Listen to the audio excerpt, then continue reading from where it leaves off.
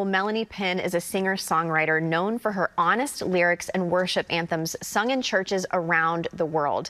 With a background in Broadway and a heart for scripture, she writes songs that point people both to Jesus and has so much depth and joy. She joins us now to share what's inspiring her latest music and the story behind the songs. Melanie Penn, thank you so much for being with us today. Thanks for having me. Yes, you look lovely. I'm so excited to get into your story. So yeah, when did music really become a part of who you are and a part of your story? Well, I always sang. I grew up singing in church. Love that. And then I studied voice in college, went to conservatory music, and then I went to New York to pursue being a professional singer. So I've been working at this a while. You really have. And you were in New York City. You were on Broadway. I did Broadway national tours. Okay. So I spent a lot of time on the Broadway national tour of Greece. I was Sandy's understudy, and then I went on. Gosh, that's amazing. That's me. I love that. You know what's funny is I also did theater. I did theater in high school, and my first production was Greece. Oh, so there's what did you something. play? Oh, I was just a dancer back then. Just a dancer. Just a dancer, Just but a then, dancer. you know, but anyways, Greece is amazing. But what was that season like for you? I mean, living in New York City, doing the Broadway theater thing, I mean, was it a good season? Was it a tough season? It was. I love New York City. I loved being in New York. I think I really always wanted to write songs. So I did the audition thing. I was in musical theater, did regional theater, national tours, whatever. But deep down, I felt that I might have something to say. So eventually I segued into songwriting. Wow. And then I started making albums and releasing music under my own name. Wow. And I just love doing that. Yeah. Well, what was your relationship with God during this time? Were you pursuing God? Were you not? Were you kind of walking away? No, I really came to, I grew up in a Christian home. Yeah.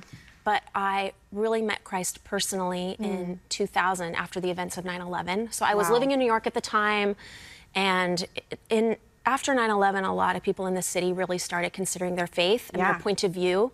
So I went to Redeemer Presbyterian Church and felt the gospel in my heart, really, for the first time. Oh my goodness. But here's something that you'll enjoy. When I was on tour with Greece, I would come back to my hotel room and I'd watch the 700 Club. Stop it right now. It would be on at like 1 in the morning or whatever, and I would feel like, okay, I have some community out on the road. I can watch the 700 Club. It's part of my story, for sure.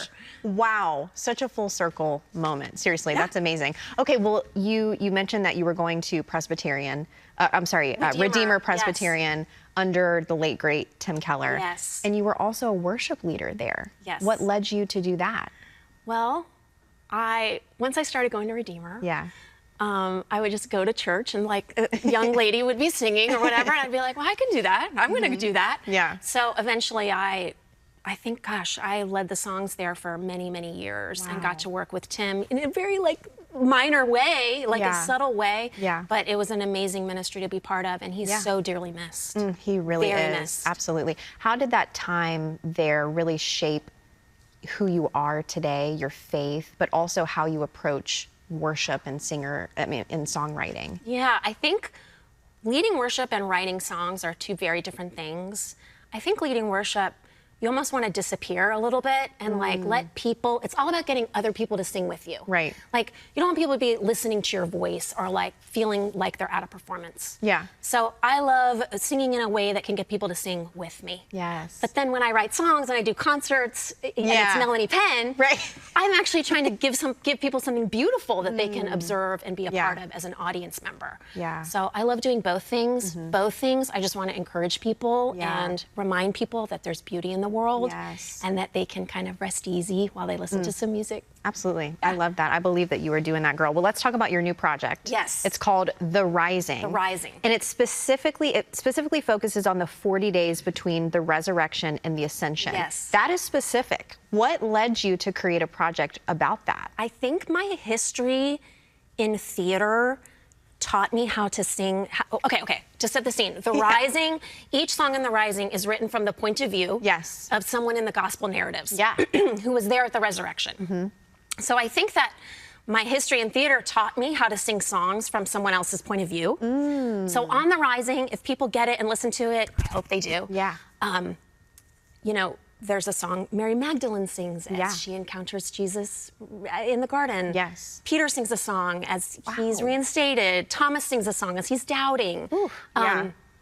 I think that I think it's easy to take for granted that we believe this, that Jesus rose from the dead. Amen. So it's really meant to be a deep dive into the resurrection through art. Yes. And I just hope people love it. The songs are super accessible. Yeah. And yeah. That's powerful. Well, I mean, in your own life, like you just said it, there's a difference between just merely believing that Jesus resurrected, but actually living it out in our everyday lives. How are you living that out every day? Well, none of us are perfect at this, by the way. I think we have to wake up and remind ourselves that this happened. And one thing I loved about doing this project was I researched the resurrection a lot. We have so much evidence. We can count on the fact that this historically happened. So to live in light of that fact, and not in light of the news or like all the devastating facts that we can be overcome by, we can live in a world where someone came back from the dead for us. Yeah. So that's what I try to wake up and remember every day. Yeah, that's powerful. Well, you also started a podcast. Yes. You're talking about the songs and you're talking about the album. You've paired the music with conversation. Why was that important for you? So The Rising is an album. And then The Rising is also a podcast. So The Rising podcast every week is a different scholar or historian who has studied the resurrection. So I really wanted to learn. Love that, yeah. It was a lot harder than I thought because I was like, oh, once you kind of get into an interview, so I'm trying to be you when I'm on this podcast.